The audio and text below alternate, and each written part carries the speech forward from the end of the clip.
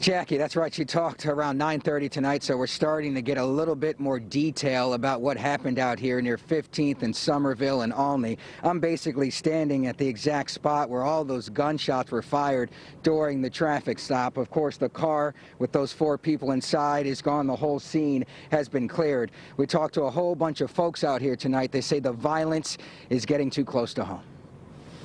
Like boom, boom, boom, boom, boom, boom, boom, boom. Boom, boom, boom, boom, boom, boom. Describing a hail of gunshots, these 2 women stood in disbelief. Just a half a block down from them at the corner of 15th and Somerville, a Philly officer had been shot. Cops rushed down Broad Street to the scene.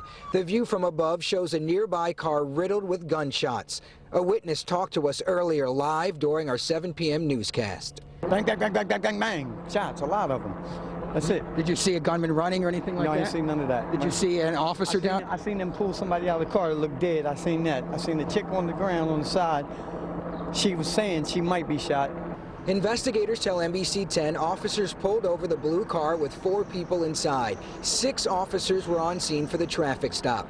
They say the 24-year-old gunman started firing from the back seat of the car before hopping out and shooting more. At least 5 officers fired back, killing the shooter. An officer was shot in the foot.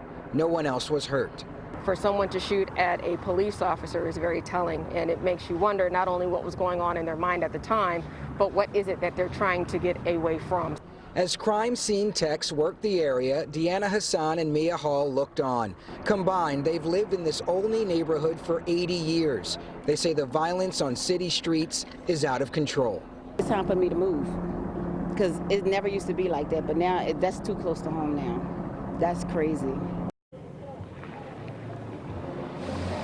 So a lot of folks out here, they're just on edge. They're unnerved by what happened out here. A very important note, police right now still aren't saying why they actually made that traffic stop and pulled those guys over. They're only saying that, you know, initially after that stop, they found out that some of the folks inside that car had some warrants out for their arrest. Also, another note, it's called All Squads Night tonight. That means on the streets they have the highest number of officers out in neighborhoods.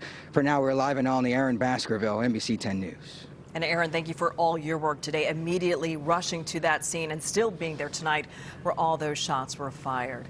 Out of control indeed it is. Aaron, thank you.